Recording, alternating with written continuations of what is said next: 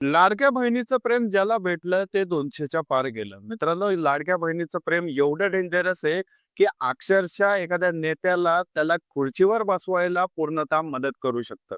मित्रांनो, लाडक्या बहिणी ज्या आहेत त्या साध्या-सुध्या नाहीत, हे आणखीन एकदा स्पष्ट झालेलं आहे. महाराष्ट्र पाठोपाठ आता बिहारमध्ये देखील मित्रांनो लाडक्या बहिणीचा जादू दिसून येतोय. मित्रांनो, लाडक्या बहिणी काय आहेत? कारण यांच्यामुळं अक्षरशः सरकार स्थापन होतंय आणि ते पण छोट्या फरकाने नाही मित्रांनो, तब्बल 200 पार. अब की पार लाडकी बहन के वजह से 200 पार. छोटी गोष्ट नाही मित्रांनो, एखाद्या राज्यामध्ये 200 प्लस मोठ्या राज्यामध्ये 200च्या पार तुम्ही सीट आणता, ही सामान्य सर्वसामान्य गोष्ट नाहीये. मित्रांनो, बिहार इलेक्शनमध्ये जो रिझल्ट आला, तो अत्यंत वेगळा लागलेला आहे. एक्स्पेक्टेशन लोकांना वेगळ्या होत्या. मित्रांनो, याच्यामध्ये बघितलं तर तेजस्वी यादव ग्राउंड लेव्हलला काम करत होते.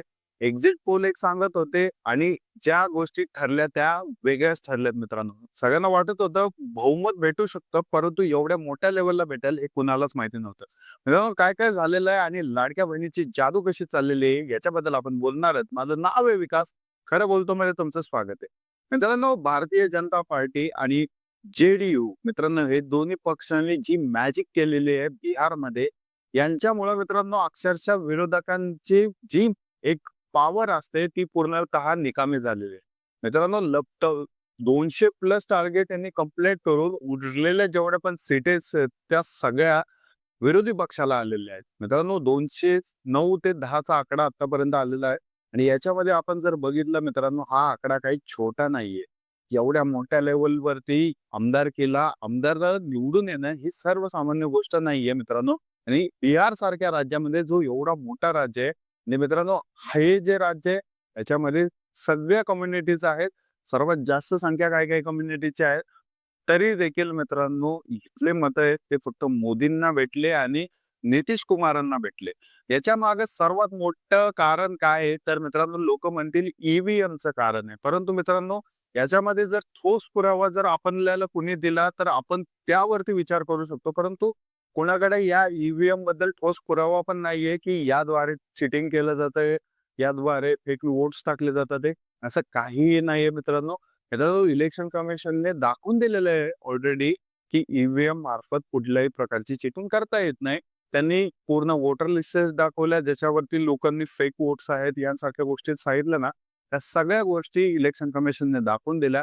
परंतु मित्रांनो, तरी देखील अजून पण या प्रोसेसवर कोणी शंका घेईल असा पुढे येऊन या प्रोसेसवरती केस फाईल करेल असं कोणही पुढे आलेलं नाहीये. मित्रांनो, बिहार इलेक्शन जर आपण बघितलं याच्यामध्ये सगळ्यात मोठा इम्पॅक्ट पडतो लाडकी बहीण योजना.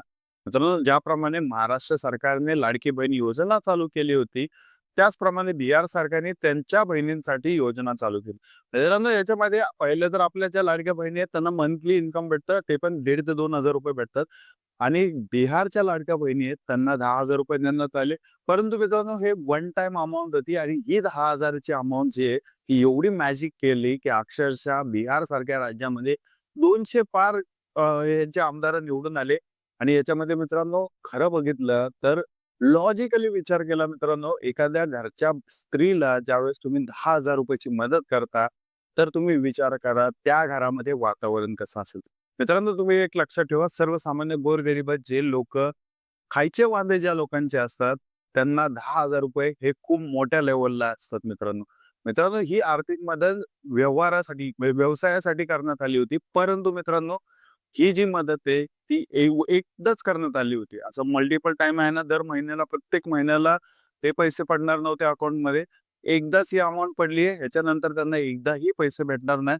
परंतु हे 10,000 रुपये मित्रांनो किती दिवस चालतील हे सांगता येत नाही. तरी देखील मित्रांनो, या 10,000 मार्फत महिलांनी काहीतरी छोटासा व्यवसाय करावा असं सरकारचं धोरण होतं.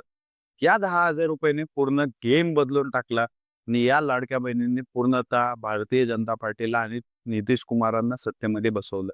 मित्रांनो, या 10,000ला आपण जर बघितलं तर एखाद्या गरीब घरामध्ये जाऊन तुम्ही बघा, ज्यावेळेस 10,000 रुपये येतात त्यांच्या ह्याच्यामध्ये, जर ते किती इम्पोर्टंट आहेत त्याच्यासाठी, त्या गरीब लोकांसाठी किती महत्वाचे 10,000 रुपये.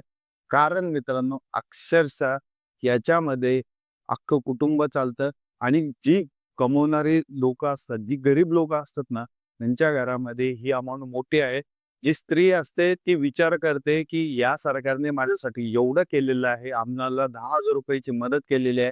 लाडकी बहीण योजना अंतर्गत ज्या प्रकारे 1,500 2,000 हजाराची महिलांना प्रत्येकी मंथला मदत होते.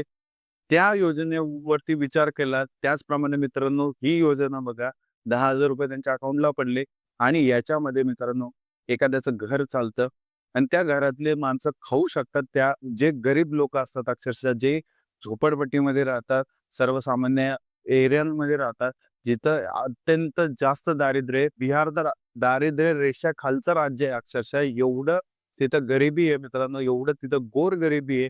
अक्षरशः तिथले करोडो लोकं हे मुंबई, पुण्यासारख्या किंवा महाराष्ट्रातल्या काही अशा शहरांमध्ये पलायन करतात, ज्यामध्ये मित्रांनो कोट्यावधीमध्ये यांची संख्या आहे.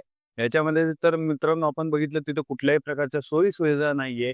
अशा ठिकाणी ₹10,000 पण खूप मोठी अमाउंट पडते आणि ही अमाउंट ही 1,00,000 महिलांना देण्यात आलेली आहे. लमसम 1,00,000 महिलांना देण्यात आलेली आहे. याच्यावरती आपण विचार केला तर मित्रांनो, या गरीब लोकांना हे पैसे भेटले. त्या घरात राहणारी जी महिला आहेत त्यांनी देखील सांगितलं असेल, की आपण या पक्षांना मतदान टाकण्याऐवजी यांनाच निवडून आणू.